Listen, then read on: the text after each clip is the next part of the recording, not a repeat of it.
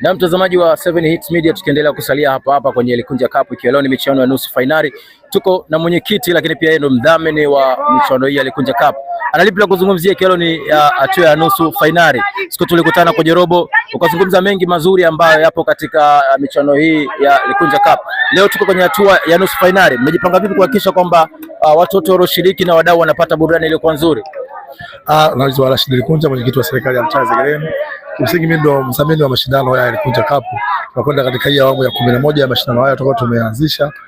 Nitumie nafasi hii kwanza kuwashukuru wadau wote tulioshirikiana kufika hapa, lakini timu shiriki toka tulipotoka timu 16 na hatimaye tumebakiwa na timu 4 ambazo leo ikicheza robo finali, mshindi tutabakiwa na atakwenda katika hatua ya finali, na mechi ya kesho wataungana washindi wawili ambao tutakwenda kucheza finali yetu ya Likunja Cup, na tutakwenda kuyafunga mashindano yetu ya Likunja Cup kwa muhula huu wa 11 mwaka 2026.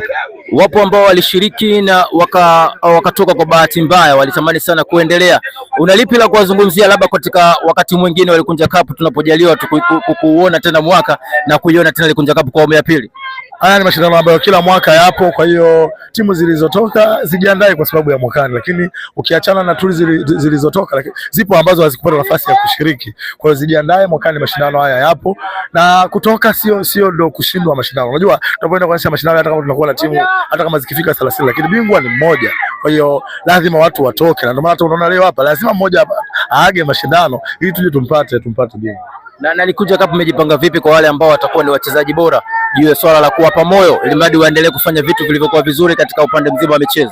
Kwanza tunagawa jezi katika kila hatua ya robo finali kwa mchezaji bora, nusu finali pamoja na finali. Mchezaji atakayekuwa mchezaji bora kwa mchezo husika atapatiwa zawadi ya jezi ya Likunja Cup iliwe sehemu ya kumbukumbu alishiriki na kucheza haya mashindano. Lakini zawadi zipo kwenye finali, pia kutakuwa na zawadi za golikipa bora, mchezaji bora, mshindi wa kwanza na mshindi wa pili. Labda pengine wadau ambao wanafuatilia Likunja Cup walitamani kuona Likunja anakuja kwa aina nyingine kwenye masuala mazima ya michezo, nikizungumzia basketball na masuala mengine. Je, Likunja alishai kuwaza kufanya vitu hivi kwa utofauti, ama yeye Likunja amewekeza nguvu zake sana kwenye mpira? Nimepata maoni kutoka kwa wadau wengi na nimeyapokea. Unajua mimi ukiondoa kuwa mdau wa michezo, lakini pia ni kiongozi. Sasa unapokuwa kiongozi unapokea taarifa kutoka kwa wadau mbalimbali. Kwa hiyo nimejipanga kuona tusitoke tu kwenye mpira. Mwaka huu tuligusa kidogo, tukashiriki na kina mama ntilie kama ulikopo siku ya uzinduzi, lakini tumepokea maoni kutoka kwa wadau wengi ambao nafikiri mwaka tutajipanga kwenda katika michezo mingine, hususan netball, lakini hata mpira wa miguu, hususan kwa wanawake.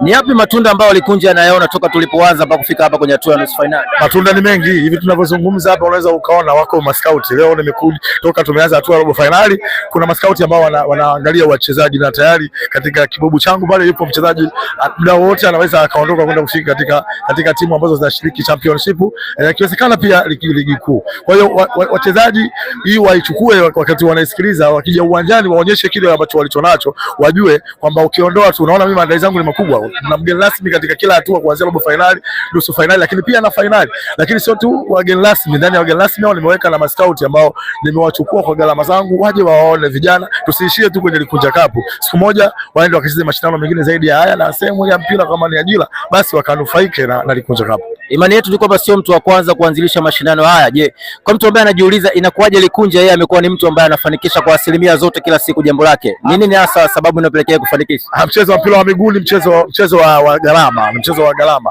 Kwa hiyo kwanza lazima uwe mdau, itoke ndani, kwa sababu wewe unaweza ukaona hapa ikisema tu mara 11, tafsiri yake kama kila mwaka nikitumia milioni 2, tunazungumzia zaidi ya milioni 20.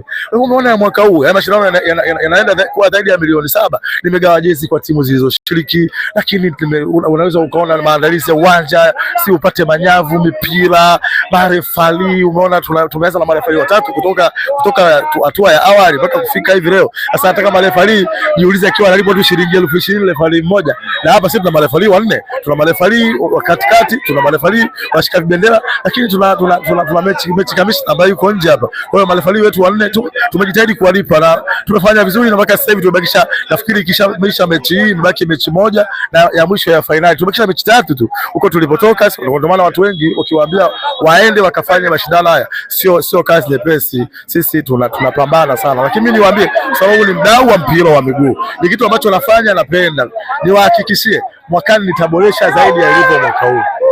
Neno la mwisho tufunge interview yetu hii kuelekea nusu finali hapa, unalipi la kuambia labda mdau ambaye hakuwepo kwenye hatua zote na sasa unatamani kumkaribisha kwamba Ikunja Cup inaelekea au inaendelea na sasa ni nusu finali, kwamba haujachelewa, lipi la kumshawishi mpaka afike hapo?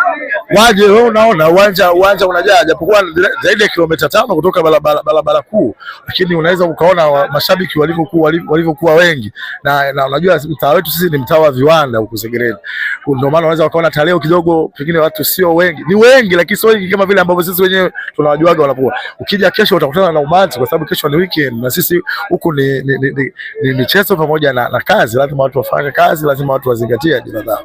Kwa hiyo waje washuhudie mashindano ya Ikunja Cup kwa hatua hizi zilizobakia. 7 Hits Media, kila pambazuko huashiria kwamba kumekucha. Hapa ni Ikunja Cup Zegereni, na mdhamini wa ligi hii anasema kwamba mazuri mengi yanaendelea. Iwaje kama umechelewa, ni wakati wa nusu finali, unakaribishwa uje hapa ni Zegereni kwenye Ikunja Cup.